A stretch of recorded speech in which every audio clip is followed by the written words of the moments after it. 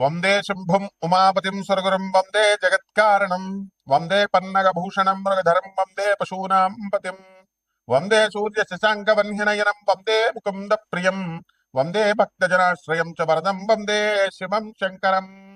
హరమ పార్వతీపతయే హర హర మహాదేవం. శ్రీ బెజవాడ కనకదుర్గాదేవ్యై నమ. శ్రీ దుర్గామల్లేశ్వరాభ్యాం నమ. తాళపత్ర గ్రంథ రహస్యాలు. ఈ తాళపత్ర గ్రంథ రహస్యాలలో మనము అసలు ఎందుకు భూమి మీద పుట్టాం, పుట్టి మనం ఈ రాశిలోనే ఎందుకు పుట్టాం, ఒక్కొక్కళ్ళు ఒక్కొక్క రాశిలో పుడతారు కదా, 12 రాశులు. అలాగే మన పూర్వజన్మ రహస్యాలు ఏంటి, అసలు పూర్వజన్మలో ఏదైనా సాధించకుండా మిగిలిపోతే అది ఏమైనా ఇప్పుడు సాధించడానికి వచ్చామా, లేదా పూర్వజన్మలో పెళ్లిళ్ళు అయితే లవ్లు చేసుకుంటారు, అవి ఏమైనా బ్రేకప్లు అయిపోతే మళ్ళీ కంటిన్యూషన్ ఈ జన్మల్లో ఏమైనా ఉంటాయా, ఇలాంటివన్నీ కూడా మనం ఈ యొక్క వీడియోలో మనం తెలుసుకుందాం. ఇప్పుడు అగస్త్య మహర్షి అవతారాలైనటువంటి గురునాథ శర్మ గారు, అలాగే రావులపాలెం దిలీప్ శ్రీ శర్మ గారు, వీళ్ళు ఒకళ్ళ ఇంటికి తీసుకెళ్ళానండి. ఆయన పేరు వీరయ్య గారు. అయితే ఆ కుర్రాడు ఏదో గవర్నమెంట్ ఎగ్జామ్స్ కోసం రాసుకుంటూ ఉన్నాడు. వాడిని డిప్రెషన్లో ఉన్నాడు ఫుల్గా. వీళ్ళు డిప్రెషన్లో ఉన్నావు నాయన, బతుకు పర్వాలేదు, బతుకు ఎలాగో అలాగో బతుకు, గవర్నమెంట్ జాబ్ రాకపోతే బతుకు అని చెప్పేసి ఏదో ధైర్యవచనాలు చెప్పారు. ధైర్యవచనాలు చెప్తే వాడు ఓకే, నాకు వస్తుందండి, నాకు జాబ్ వస్తుంది, గ్యారంటీగా వస్తుందని ఇంకా డిప్రెషన్కి వెళ్ళిపోయాడు. ఆ తర్వాత చాలా పరిణామాలు జరిగినాయి అనుకోండి.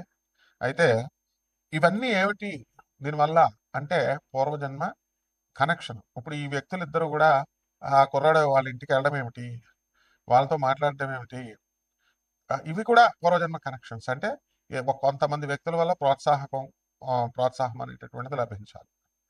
ఇప్పుడు ఈ యొక్క తాళపత్ర గ్రంథ రహస్యాల్లో మనకు క్లియర్గా కొన్ని ఇదివరకు వైదిక కోవేశ్వర్ అని చెప్పి ఉండేది మెడ్రాస్లో. అక్కడ ఈ యొక్క నాడీ జ్యోతిషాలయం మీద చెప్పేవారు. అవన్నీ బోగస్ అయిపోయినాయి అనుకోండి. ఇప్పుడు మీ పేర్లు అడగడము, లేకపోతే మొదటి అక్షరం అడగడం, ఇలాగ అయిపోయింది.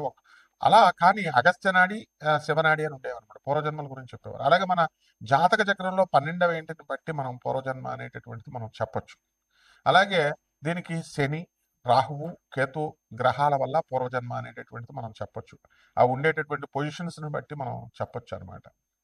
ఇప్పుడు రాహువు పంచమంలో ఉండి మరి ఈ యొక్క రవి, బుధ, శుక్రులు మొత్తం వీళ్ళంతా కూడా మనకి లాభస్థితిగతులై ఉండి ఇలా కొన్ని సిగ్నల్స్ ఉంటాయి. వాటి వల్ల పంచమ రాహు ఏం చేస్తాడంటే విపరీతమైనటువంటి మొండితనం ఉంటుంది. డిప్రెషన్ విపరీతమైన డిప్రెషన్లోకి వెళ్ళిపోతారు.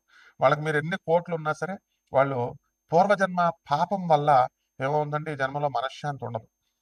అందువల్ల వాళ్ళ భర్త దగ్గర ఉన్నా, పుట్టింట్లో ఉన్నా, ఎక్కడున్నా మనసంతా కూడా డిప్రెషన్కి గురవుతూ ఉంటుంది. ఇవన్నీ కూడా పూర్వజన్మ పాపాల కారణంగానే అనమాట. అలాగే మేషరాశిలో మనం పుట్టినటువంటి వాళ్ళు మరి పోలీసు, సెక్యూరిటీ, ఆ తర్వాత ఈ డిపార్ట్మెంట్స్లో, డిఫెన్స్ వీటిల్లో పనిచేస్తారు. కారణం ఏమిటి, వాళ్ళ గత జన్మ ఏమిటి. అలాగే దొంగలు ఉంటారు. దొంగలు, నక్సలైట్లు వీళ్ళు హత్య చేయబడతారు. రౌడీ షీటర్స్ ఉంటారు, వీళ్ళు వేరే వాళ్ళ చేతుల్లో చంపబడతారు. దానికి క్లియర్గా మనకు జాతకం చక్రం చూసినప్పుడు అర్థమైపోతుంది. మళ్ళీ నెక్స్ట్ జన్మ ఉందా, లేకపోతే ఈ యొక్క నెక్స్ట్ జన్మలో ప్రతి ఒక్కరికి జన్మలు ఉంటాయి. కాకపోతే ఆ గ్యాప్ ఉంటుంది, గాలి ధూళయ్యి చెట్ల మీద వాటి మీద వేలాడుతూ ఉండాలన్నమాట దెయ్యాలయ్యి. మరి ఈ రకంగా మనకి ఈ యొక్క గ్రహ స్థితిగతులను బట్టే మనం అంచనా వేయగలుగుతాం. కొంతమంది పెళ్లి కాదు, వాళ్ళకి ఎవరితో రుణం లేదు కాబట్టి పెళ్లి కాదు. పెళ్లి కాకుండానే బ్రహ్మచారులు అయిపోయి చచ్చిపోతారు. చచ్చిపోతే తెల్ల జిల్లేడు చెట్టుకి ఇచ్చి పెళ్లి చేసి ఆ తర్వాత అతని శవాన్ని కాలుస్తారు. ఇవన్నీ ఎందుకు అంటే తెల్ల జిల్లేడు చెట్టు కూడా అది శ్మశానాల్లో పెరుగుతుంది. జిల్లేడు చెట్లు ఇవన్నీ కూడా అవి కేతువుకు సంబంధించినటువంటివి అనమాట. కాబట్టి ఈ యొక్క మీడియా రంగంలో ఉన్నటువంటి వాళ్ళు కొంతమంది ఉంటారు పాపం. వాళ్ళకి ఏమన్నా మాకు ఉద్యోగం రావట్లేదని ఎక్కడికి వెళ్ళినా సరే అంటారు, పూర్వజన్మ కర్మ. అలాగే ట్రాన్స్ఫర్స్, విదేశాల్లో ఉండేటటువంటి వాళ్ళు విదేశాల్లో ఉండే హ్యాపీగా ఉన్నా సరే వాళ్ళకి మనశ్శాంతి ఉండదు, పూర్వజన్మ కర్మ. ఈ విధంగా మొత్తం ఈ యొక్క పర్పస్ ఏంటంటే మనం పూర్వజన్మల్లో సాధించలేకపోయినటువంటి పనుల్ని ఈ జన్మలో మనం సాధించుకోవడానికి మళ్ళీ భగవంతుడిని కొంత టైం అడుగుతాము, ఆయన ఇస్తారనమాట. అందువలన మీరు కొంతమంది చూడండి తల్లిదండ్రులకి గవర్నమెంట్ ఎంప్లాయీస్ అయి ఉంటారు. పిల్లలేమో వీళ్ళు పెద్దోళ్ళు అయిపోతారు. వీళ్ళు చూడాలని అనుకున్న ఆ పిల్లలు ఆ తల్లిదండ్రులు గవర్నమెంట్ ఎంప్లాయీస్ కావడం వల్ల వాళ్ళకి పెన్షన్ వస్తుంది మేము రామని అంటారు. అంటే వీళ్ళ డబ్బు తినేటటువంటి యోగం వాళ్ళకి లేదు. వాళ్ళకే వస్తున్నప్పుడు ఈ పిల్లలే సరిగ్గా సెటిల్ అవ్వలేదు ఎందుకులే అని చెప్పి వాళ్ళు ఇళ్ళకి వెళ్ళరు. ఇది కూడా పూర్వజన్మ దగ్గర రుణానుబంధం లేకపోతే ఇంకా అక్కడితో కట్ అయిపోతుంది అనమాట. మేషరాశి వారంతా కూడా పోలీసు, సెక్యూరిటీ, ఫైర్ వర్క్స్, తర్వాత ఈ యొక్క central excise, customs tax department, అలాగే వ్యాపారాల దగ్గరికి వచ్చేసరికి ఎలక్ట్రిక్ షాపులు, ఎలక్ట్రానిక్స్ ఎండీలుగా అవ్వాలని ఇవే వీళ్ళ గోల్స్ ఉంటాయి. పూర్వజన్మలో వీళ్ళందరూ కూడా ఇవి అవ్వాలని చెప్పి ప్రయత్నించి పాపం ఈ కొంతమంది సక్సెస్ఫుల్ గా అయ్యారు. ఆ మిగతా వాళ్ళు ఎవరైతే సక్సెస్ఫుల్ గా కాలేదో వాళ్ళు ఈ జన్మలు తీసుకుంటారు, ఈ వృత్తుల్లోకి వెళ్తారు. అయితే ఆ వృత్తుల్లో ఉండి వీళ్ళు సాధించలేకపోయినటువంటి వాళ్ళు ఈ జన్మలో సాధిస్తారనమాట.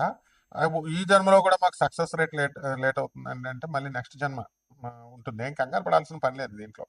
అయితే మేషరాశి వారికి ఏలినట్స్ జరుగుతుంది ఇప్పుడు 2026 సంవత్సరంలో. మరి ఈ యొక్క జన్మంలో మనకి ఫిబ్రవరి 13, 2026 సంవత్సరం తర్వాత జన్మ శని వస్తాడు. తర్వాత ఈ యొక్క అర్ధాష్టమ కేతు ఇవన్నీ జరుగుతాయి నవంబర్ 25, 2026 సంవత్సరం నుంచి.